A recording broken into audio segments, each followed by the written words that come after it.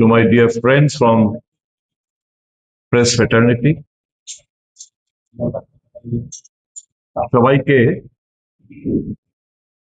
ত্রিপুরা প্রদেশ কংগ্রেস আহত আজকের এই সাংবাদিক সম্মেলনে স্বাগত জানাচ্ছি।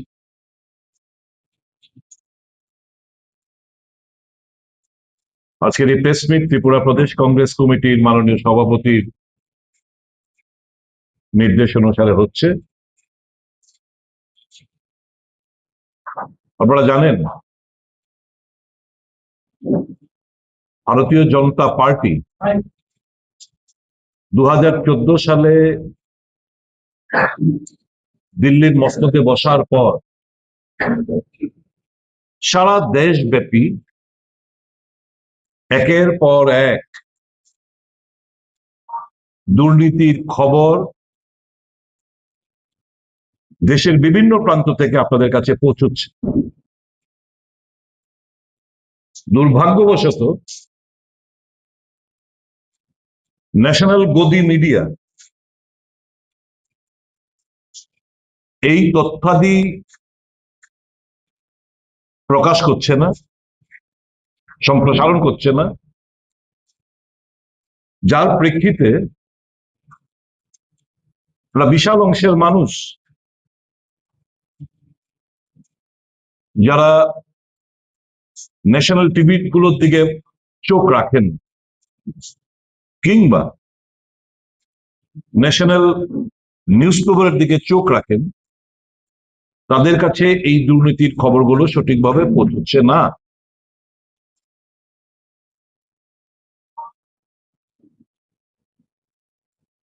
ভারতীয় জনতা পার্টির সিনোনিম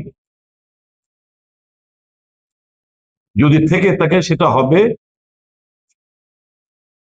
দুর্নীতি পরায়ণ, দুর্নীতিগ্রস্ত। আজকের এই সাংবাদিক সম্মেলন আমি ওই নোটবন্দির কথা উল্লেখ করতে যাচ্ছি না, নোটবন্দি স্ক্যামের কথা উল্লেখ করছি না, পিএম কেয়ার ফান্ডের কথা উল্লেখ করছি না, স্কিল ইন্ডিয়ার স্ক্যামের কথা বলছি না, ইনফ্রাস্ট্রাকচার বিল্ডিং এর নামে যে কমিশন বাণিজ্য সারা দেশব্যাপী হচ্ছে সে ব্যাপারেও এখানে বলছি না, ন্যাশনাল হাইওয়ে অর্থাৎ দুয়ারকা এক্সপ্রেসওয়ে নিয়ে যে ব্যাপক দুর্নীতি সে ব্যাপারেও এখানে উল্লেখ করছি না, পেপার লিক স্ক্যামের ব্যাপারে এখানে উল্লেখ করছি না, আদানি আম্বানিদের পাইয়ে দেওয়ার যে স্ক্যাম সে ব্যাপারে উল্লেখ করছি না, ইলেকট্রাল বন্ড স্ক্যাম উল্লেখ করছি না, বিফ এক্সপোর্ট কোম্পানি থেকে যে চাঁদা আদায় করা সেটা নিয়ে উল্লেখ করছি না, ইলেকশনের জালিয়াতি কিংবা করাপশন নিয়ে কথা বলছি না, এসআইএন নিয়ে করাপশন নিয়ে কথা বলছি না, ব্যাংক জালিয়াতি স্ক্যাম নিয়ে কথা বলছি না, ভ্যাপম স্ক্যাম নিয়ে কথা বলছি না, পিএনবি স্ক্যাম নিয়ে কথা বলছি না, এবিজি শিপইয়ার্ড ফ্রড নিয়ে কথা বলছি না, NPA oblique bank right of নিয়ে কথা বলছি না, রাফেল ডিল নিয়ে বলছি না, পেগাসাস প্রজেক্ট নিয়ে বলছি না, আয়ুষ্মান ভারত নিয়ে বলছি না, জল জঙ্গল জমিন এই আদানি আম্বানিদের যে পাইয়ে দিচ্ছে সে ব্যাপারে উল্লেখ করছি না। আজকে শুধু এই দেশের মানুষের যে আস্থা বিশ্বাস এর উপর যেভাবে ভারতীয় জনতা পার্টি ও তার ফ্রিঞ্জ যে সংগঠনগুলো রয়েছে আরএসএস, বিএচপি, বজরং দল, এদের কার্যকলাপ যে কোন জায়গায় এসে ঠেকেছে সে ব্যাপারে কিছু তথ্যাদি আপনাদের কাছে উল্লেখ করছি। আমি অনুরোধ করব যারা একটু ধৈর্য সহকারে শুনবেন, চট করে স্ক্রোল করবেন না, এটা আপনাদের জানার দরকার রয়েছে। আজকের এই প্রেস মিটের পর আপনাদের সিদ্ধান্ত নিতে হবে যে মোদি ভক্ত হিসাবে থাকবে না রাম ভক্ত হিসাবে থাকবে। জানি এটা একটা কঠিন সমস্যার মধ্যে আমি ঠেলে দিয়েছি আপনাদের, কিন্তু আজকের এই সাংবাদিক সম্মেলনের ইতিমধ্যে আপনারা জেনে গেছেন, তাও আমাদের কাছে যা তথ্যাদি এসছে সেগুলো আমরা খোলাসা করতে চাইছি। কাজে সিদ্ধান্তটা কঠিন। সারা দেশের মানুষ, এই রাজ্যের মানুষ, আমি, আশিস বাবু, আপনারা যারা সাংবাদিকতা করেন, আমরা ঈশ্বর বিশ্বাসী, যারা হিন্দু ধর্মের সাথে জড়িত রয়েছে, সনাতনী ধর্মের সাথে যারা জড়িত রয়েছে, শো অফ করার ব্যাপার না। রামকে আমরা শ্রদ্ধা করি, পূজা করি, বিশ্বাস করি। কোন স্থানে রয়েছে হৃদয়ে, এটা আপনারা যারা শুনছেন, দেখছেন, আমরা সাংবাদিক বন্ধুরা, আপনারা সবাই জানেন। রাম ভগবানকে নিয়ে যারা দুর্নীতি করতে পিছপা হন না, তাদেরকে কি বলবেন আপনারা?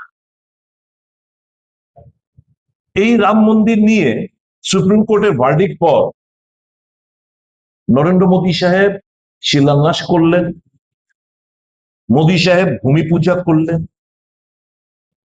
রাম মন্দির আচার্যদের বাদ দিয়ে উনি নিজে উদ্বোধন করলেন, শঙ্করাচার্যদের বাদ দিয়ে প্রাণ প্রতিষ্ঠা করলেন। এত বড় দুর্নীতি হয়ে গেল, মানুষের যে অনুদান, সাবস্ক্রিপশন, চাঁদা, শুধু টাকাই নয়, সোনা রূপোর বাটগুলো, ব্রিক্স গুলো, ডায়মন্ডের হারগুলো, রামের পাদুকা, এই সমস্ত কিছু মানুষ, এবং সাউথ ইন্ডিয়ান, আপনারা জানেন সাউথ ইন্ডিয়ান যে তাদের রীতিনীতি অনুসারে তারা যখন রাম মন্দিরে এসছেন, তারা তাদের শরীরে যে জিনিসগুলো পরা থাকে, হার হলে হার, সীতাহার হলে, আঙ্গুটি হলে, হীরা হলে, সমস্ত কিছু খুলে তারা অর্পণ করে দিয়ে আসেন রামের নামে। এটা হচ্ছে তাদের সিস্টেম। বিশাল পরিমাণ এই সমস্ত জিনিসপত্র দান করলেন মানুষ, টাকা, অর্থ, কড়ি, সোনা দানা, রূপো, হিরে, সবকিছু করলেন। কোনো কোনো কিছুর অ্যাকাউন্টেন্সি নেই, সব লুটে ফুটে নিয়ে গেছে। আমি আপনাদের ধারাবাহিক কয়েকটা কথা এখানে উল্লেখ করতে চাইছি।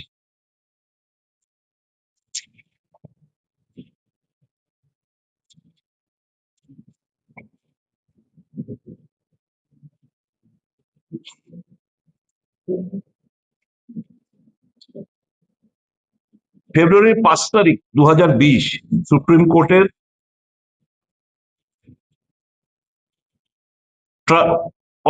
আদেশ মোতাবেক একটা ট্রাস্ট গঠন করা হয়, এবং সুপ্রিম কোর্টের নভেম্বর 9, 2019 ভার্ডিক্টের প্রেক্ষিতে ফেব্রুয়ারির 5 তারিখ 2020 একটা ট্রাস্ট গঠন করা হয়।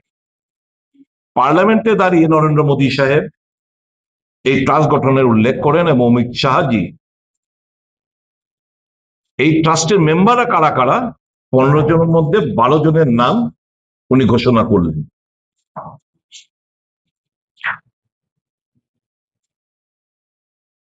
27 নভেম্বর 2021 রামের মূর্তির কাছে গিয়ে বললেন উনি সারা জীবন করাপশনের বিরুদ্ধে লড়াই করবেন, প্রাণ যায় পর বচন না যায়, প্রতিজ্ঞাবদ্ধ হলেন। প্রাণ প্রতিষ্ঠা উৎসবে 60 কেজি রূপো বার, 60 মানে 60 কেজি রূপোর বার রামলালার সামনে অর্পণ করা হলো, যেগুলো আজকে কোনো হদিশ নেই, খুঁজে পাওয়া যাচ্ছে না। আপনারা জানেন 2025-এর প্রারম্ভে কুম্ভ মেলা হয়, কোটি কোটি মানুষ এখানে যায়। প্রতিদিন 15-20 লাখ টাকার কোনো হিসেব পাওয়া যাচ্ছে না। এই মার্চ মাসের 2026-এর মার্চ মাসে স্টেট ব্যাংক অফ ইন্ডিয়া থেকে রিপোর্ট করা হলো এই ট্রাস্টির কাছে, চম্পত রায়দের কাছে, যে এখানে কাউন্টিং স্টাফদের তোমরা চেঞ্জ করো, এখানে কিছু আমরা কিছু দুর্নীতি হচ্ছে আমরা খবর পাচ্ছি। মার্চ মাসের 5 তারিখ, জুন মাসের 5 তারিখ, মানে ইম্পর্টেন্ট ডেট। জুন মাসের 5 তারিখ চম্পত রায়ের পুলিশকে নিয়ে অবিনাশ শুক্লার বাড়িতে যান এবং ওখান থেকে 84 লক্ষ টাকা উদ্ধার করেন। কোনো এফআইআর চম্পত রায় ট্রাস্টের তরফ থেকে কোনো এফআইআর করা হয়নি। কবে এটা? জুন মাসের 5 তারিখ।